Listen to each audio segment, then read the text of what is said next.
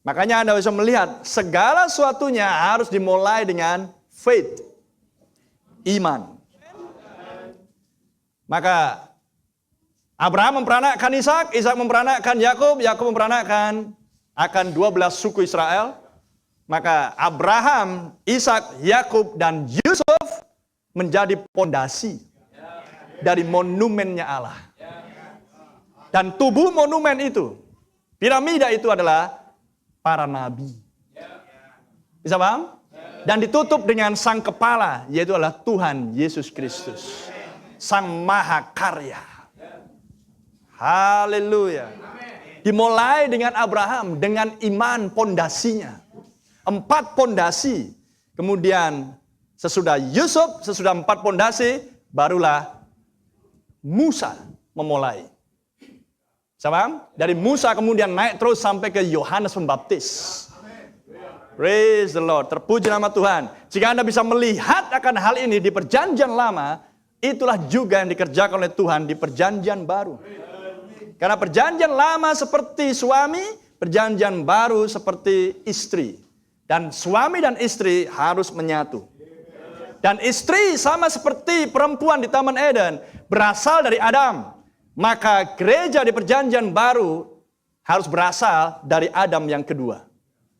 Itu sebabnya dia dipukul dan di kayu salib keluarlah air, darah, dan roh. Maka lahirlah gereja di perjanjian baru. Ada amin? Dan Tuhan memulai gerejanya membangun kembali monumen Maha Agung, karya agung, mempelai wanita dimulai dari gereja mula-mula. Ada amin? Tuhan memulainya dari gereja mula-mula yang pondasinya tetap 4. Perjanjian lama lah Abraham, Ishak, Yakub, dan Yusuf. Gambaran iman, kemudian kasih, dan kemudian kasih karunia, anugerah, dan kemudian kesempurnaan. Maka pondasi daripada gereja perjanjian baru adalah Matius, Markus, Lukas, Yohanes. Bisa paham? Karena hasil penulisan Matius, Markus, Lukas, Yohanes adalah kitab tindakan. Dan di kitab tindakanlah Roh Kudus tercurah. Di Yerusalem, gereja terlahir. Itulah gereja yang dibangun di atas pewahyuan. Dan iman adalah pewahyuan. Oh, mulialah nama Tuhan. Haleluya. Dan ketika Tuhan membangun gerejanya, maka di Konsili Nisea gerejanya jatuh. Dan Tuhan izinkan kejatuhan untuk membuktikan bahwa setiap prinsip benih untuk ia supaya menghasilkan lebih banyak buah, maka dia harus jatuh ke dalam tanah dan mati. Maka Tuhan izinkan kejatuhan. Di Konsili Nisea, gereja jatuh. Dan di zaman kegelapan di Tiatira, gereja masuk ke dalam tanah. Dan berikutnya gereja menghasilkan pembenaran Sardis, pengudusan John Wesley, dan kemudian baptisan Roh Kudus Laodikia. Ada amin? Dan menghasilkan kembali gereja seperti di awal mula. Itulah monumennya Allah. Itulah bangkitnya gereja mempelai Omega di akhir zaman. Sama seperti gereja Alfa di mula-mula. Firman yang sama, benih yang sama. Amin. Praise the Lord. Dan sekarang tampillah monumen mempelai wanita. Itulah sebabnya Anda mendapatkan pelayanan pesan di waktu senja. Berkumandangnya ketujuh guru adalah untuk memulihkan Anda kembali ke gereja yang mula-mula. Ada amin? Dan gereja mula-mula disebut Alfa, gereja akhir zaman disebut Omega. Karena Yesus berkata, akulah Alfa dan Omega. Tidak ada di antaranya.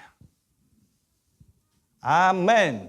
Gereja dibangun dari mulai gereja awal, naik terus dan naik terus sampai kepada puncaknya. Sehingga menjadikan perjanjian lama adalah suami dengan Kristus sebagai mahakarya batu puncaknya. Dan perjanjian barulah istri dengan mempelai wanita sebagai puncaknya. Dan itulah gereja yang sama, Alfa dan Omega. Haleluya. Terpuji nama Tuhan. Amen. Oh, thank you Jesus. Kita yang memuji Dia lebih lagi, amin. Kita yang bergirang menyorakkan namanya, sebab Dia sudah mengerjakannya bagi kita di zaman ini. Kembali. 4 ayat 5 Amin. Allah utus nabi di zaman ini, Dia ditolak oleh denominasi.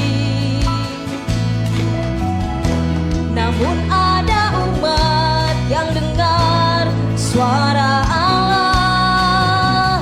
Duluku di tanah Mesir, Dia panggilku untuk keluar. Seperti dulunya Abraham, kita sedang kembali ke iman mula-mula. Kita sedang kembali kepada kehidupan kekal, kembali pada iman untuk masuk ke taman